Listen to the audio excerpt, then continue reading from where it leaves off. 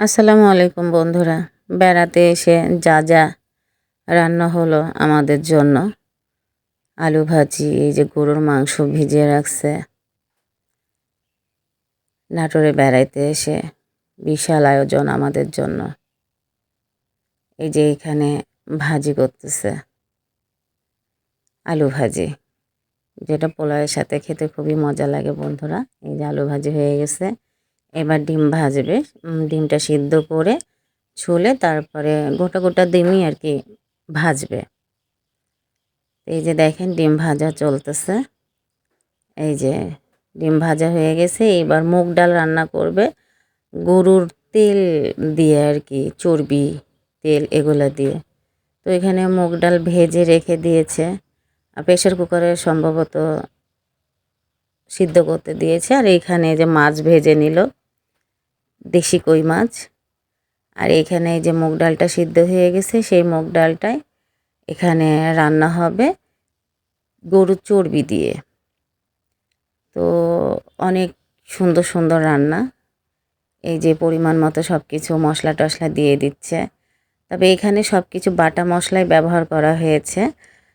গ্রামের মানুষ তো ম্যাক্সিমামই বাটা মশলা খাইতে পছন্দ করে, মরিচটা পর্যন্ত বেটে দেয়। এই জন্য এই রান্নাগুলো খেতে অসাধারণ লাগে।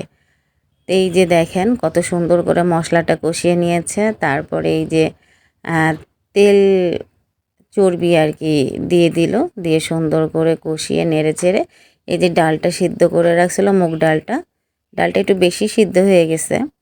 তো এই যে ডালটা দিয়ে এই যে ডালের তরকারিটা খুব সুন্দর করে রান্না করে ফেললো। এই যে পাত্রে ঢেলে নিল, আলাদা পাত্রে। এখন গরুর মাংস রান্নার পর্বে চলে গেছে। এই যে এখানে এখন গরুর মাংস রান্না হবে বন্ধুরা। দেখেন এই যে গরুর মাংসের পেঁয়াজটা ভাজা হয়ে গেছে। এইবার এই যে আদা বাটা, রসুন বাটা, মরিচ বাটা, সব কিছু, জিরা বাটাও দিয়েছে। এখানে পরিমাণ মতো হলুদ দিয়ে দিল গুঁড়া, আর এখানে যে লবণ দিয়ে দিছে, দিয়ে এই যে মশলাটা সুন্দর করে কষিয়ে নিয়েছে। দেখেন বন্ধুরা কি সুন্দর কালার আসছে মশলাটার।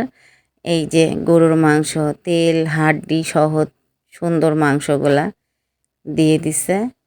এই যে মাংসটা কষাচ্ছে। গরুর মাংস আমার খুবই পছন্দের খাবার।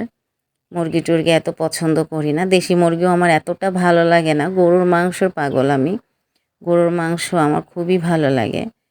তাই যাই করি না কেন গরুর মাংস মানে খাওয়া চাই আমার। এতটাই ভালো লাগে গরুর মাংস খেতে। এই যে কষানোর জন্য পানি দিয়ে সিদ্ধ দিয়ে দিছে। আর এইদিকে আরেকটা চুলাতে পোলাও রান্না হচ্ছে। তো পোলাওয়ের জন্য পেঁয়াজ মরিচ সুন্দর করে ভেজে নিয়েছে, নিয়ে একটু এই যে চালটা দিয়ে দিচ্ছে, দিয়ে চালটা ভালো করে ভেজে নিচ্ছে। এখানে গরম পানি করে রাখা হয়েছিল আলাদা পাতিলে, সেই গরম পানিটা পোলাওয়ের মধ্যে দিয়ে দিল। তো ভালো করে নেড়ে চেড়ে এই যে ঢাকনা দিয়ে ঢেকে দিল। কিছুক্ষণ পরে ঢাকনাটা খুলে পোলাওটা এই যে দেখেন আবার নাড়াচাড়া দিয়ে আবার ঢাকনা দিয়ে দিল। এইবার এই যে পোলাওটা 80% হয়ে আসছে। তো এই দেখেন এখন পুরোপুরি পোলাওটা হয়ে গেছে। কত সুন্দর ঝরঝরা পোলাও রান্না করছে।